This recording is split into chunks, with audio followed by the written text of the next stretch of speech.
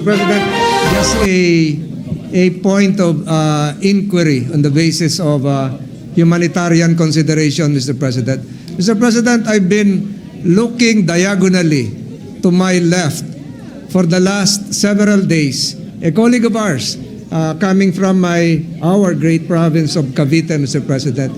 May I know the exact rule, Mr. President, concerning a colleague, concerning a member of this chamber with medical devices, apparatus, and apparently under rehabilitation, Mr. President. Is he really required to be physically present during hearings? I'm referring, Mr. President, to the Honorable Senator Ramon Bong Revilla. Lagi ko po nakikita rito na may dala, kulang na lang po, wheelchair, Mr. President. Well, with due respect to our distinguished colleague, the rules is very explicit. We only amended the rules for online sessions for COVID infected individuals or those that have contagious diseases, COVID, TB, Ebola, pagkaganyan, pwede yan online or is bedridden. Were lax. But the rules is very specific. It is only for contagious diseases. But due to humanitarian reasons, because he had his operation last week that he could not stand up, we allowed it. However, he attended a political party rally in Manila Polo Club, was seen by everybody standing beside our president, and therefore he seems fit to be able to join us. And he joined us last Wednesday. To be very fair about it, he did join us last Wednesday. So I leave it now to the majority leader to make the proposition. Yeah, Mr. President, just to put on record, if Mr. President, may I take the Yes. floor? Yes, our distinguished colleague from I Cavite just is want to recognized. let you, to inform the body, hindi po tayo nagpapaawa dito, no? This is just a mere parang consideration. Ako, I don't mind for humanitarian reason. I mean, ako, I don't mind. Ako so far, in the past two Congress, perfect attendance ang inyong lingkod. Never been late, never been absent. Sino ba namang gustong umabsent dito? That's why I want to be online. During our last session, I attended. I tried. Pero namaga yung paa eh. Alam ni majority. So it's okay, Mr. President. Kahit na mabulok yung paa dito, no problem. Para sa bayan. Yeah, just a reminder, Your Honor, no? I've had a perfect attendance since 1998. I have not been absent from session since 1998. For the record, I must have the longest record of appearance in the legislature. When times I'm sick, times I don't feel good, times I'm also bugbog sa trabaho, but I try to make it a point to be here to show our commitment. But the rules is very clear, and I leave it back to our chairman of the Committee on Rules to make the motion or the manifestation so that we are clear with the rules. Thank you. Mr. President, may I reiterate what you mentioned about our rules?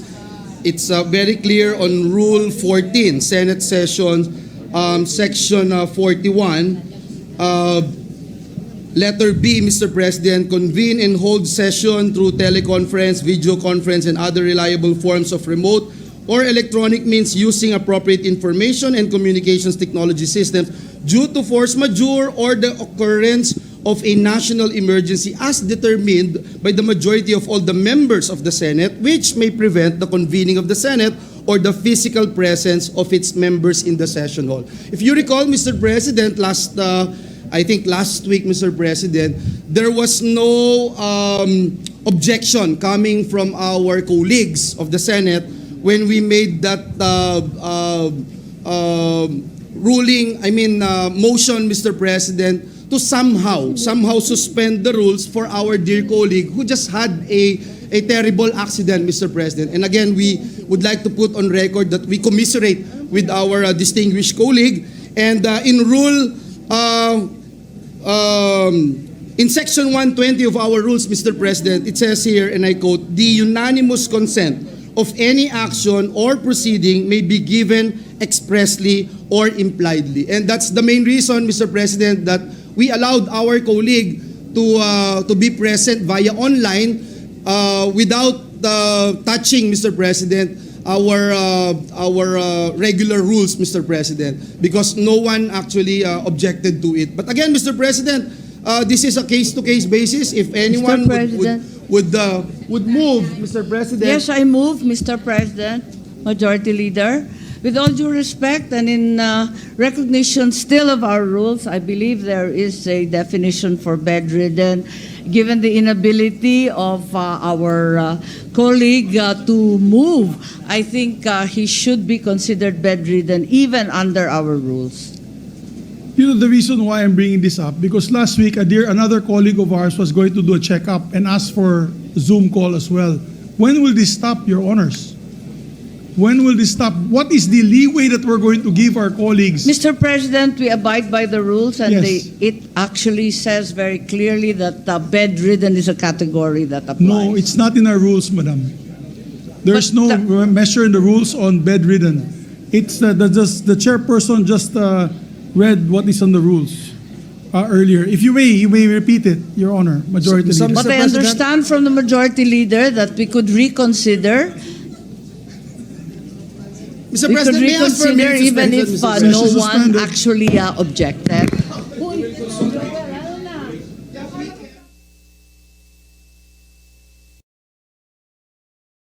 Session resumed. Mr. President, Senator Amy Marcos is seeking the floor and actually has the floor. I move that she be recognized, Mr. President. Our distinguished colleague from Ilocos Norte is recognized.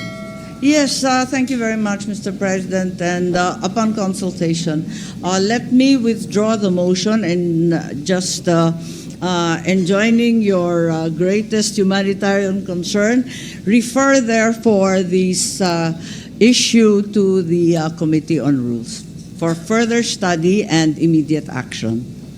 Yes, Majority Leader. Thank you, Mr. President, and we'd like to thank our distinguished colleague, Senator Amy Marcos, for trusting her Committee on Rules. Yeah, there being no objection to her motion, duly seconded by the Majority Leader. Motion is approved. Thank you, Mr. President. Thank you, Mr. President. Thank you, Senator Tolentino. Thank you. Mr. President, at this juncture, with the consent of the body, I move that we proceed with the third reading of bills on the creation of courts.